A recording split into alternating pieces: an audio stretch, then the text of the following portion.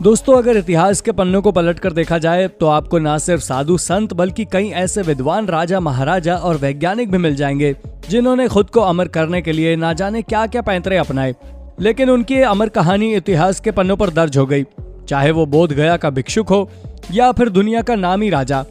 तो आज की हमारी इस वीडियो में हम आपको कुछ ऐसे ही भिक्षुक और राजा महाराजाओं के बारे में बताएंगे जिन्होंने खुद को अमर होने के साथ तपस्या में लीन होने के बावजूद भी एक अनोखा रहस्य कायम किया, जिन्हें आज तक वैज्ञानिक भी नहीं सुलझा पाए हैं। तो वीडियो के अंत तक बने रहें। चलिए शुरू करते हैं इस मजेदार वीडियो को। डाशी डोर्जोव इटिगलोव।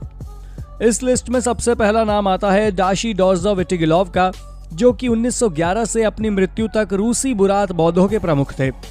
इटिगलोव का जन्म 1852 में हुआ था और उन्होंने 16 साल की उम्र में अपनी धार्मिक शिक्षा शुरू की थी।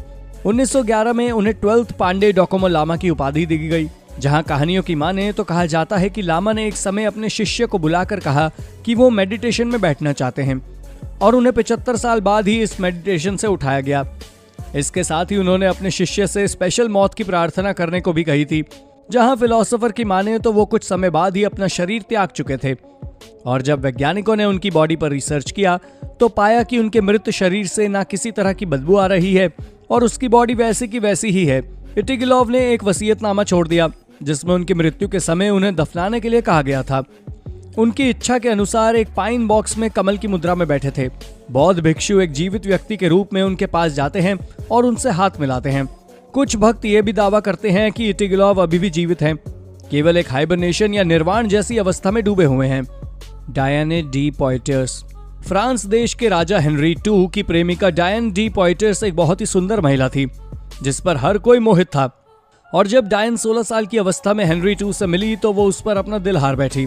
हालांकि हेनरी II उस वक्त महज 7 साल के थे, पर डायन की खूबसूरती में हेनरी II इतने ज्यादा डूब चुके थे कि उन्हें उसके सिवा कुछ नहीं दिखता था और उन्होंने इसलिए उनसे विवाह करने की ठानी। हालांकि वो डायन से कम उम्र के थे, लेकिन फिर भी वो उनकी हर बात मानते, हर हुक्म माना करते थे। पर जब डायनी 50 साल की हुई तब भी उनकी खूबसूरती में कोई कमी नहीं आई और वो 50 साल की उम्र में भी 20 साल की लड़की की तरह दिखती थी। लेकिन कुछ ही समय बाद उनकी मृत्यु हो गई और मृत्यु के बाद जब उनके कब्र को खोदकर उन पर रिसर्च किया गया तो पाया कि उनके बालों में काफी मात्रा में गोल्ड था। इतना ही नहीं, उनकी हड्डियों में मरकरी भी पाई गई जो कि वो ड्रिंक में पिया करती थी और वैज्ञानिकों द्वारा बताया गया कि अपनी सुंदरता को बरकरार रखने के लिए अपने ड्रिंक में मरकरी और गोल्ड से बने दवाओं का इस्तेमाल करती थी, जिस वजह से मरकरी उनकी बॉडी में पॉइजन का काम करता गया और उनकी मृत्यु हो गई।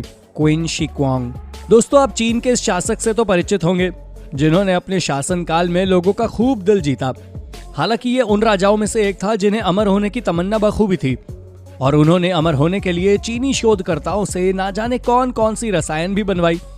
इतना ही नहीं, इन्हें मारने की तो कई बार कोशिश भी की गई, लेकिन हर कोशिश नाकाम रही। पर जब भी इन्हें पता चला कि शिफू आइलैंड पर अमर झरना है तो उन्होंने हजारों सैनिकों को उस झरने पर भेजा, लेकिन शायद वो अमृत ना मिलने पर लौटकर ही ना आए, क्योंकि उन्हें डर था कि उनका राजा उन्हें मार डालेगा। इन सभी को हार मानने के बाद उन्होंने अपने खास मुलाजिमों को अमर होने की दवा बनाने को कहा, लेकिन वो भी नाकामयाब रहे और 210 BC में उनका निधन 49 साल की उम्र में हो गया। तो दोस्तों, ये थी हमारी आज की वीडियो। आज के लिए बस इतना ही। अगर आपको हमारी ये वीडियो पसंद आई हो तो वीडियो को लाइक, शेयर और सब्सक्राइब करना ना भूलें। धन्यवाद।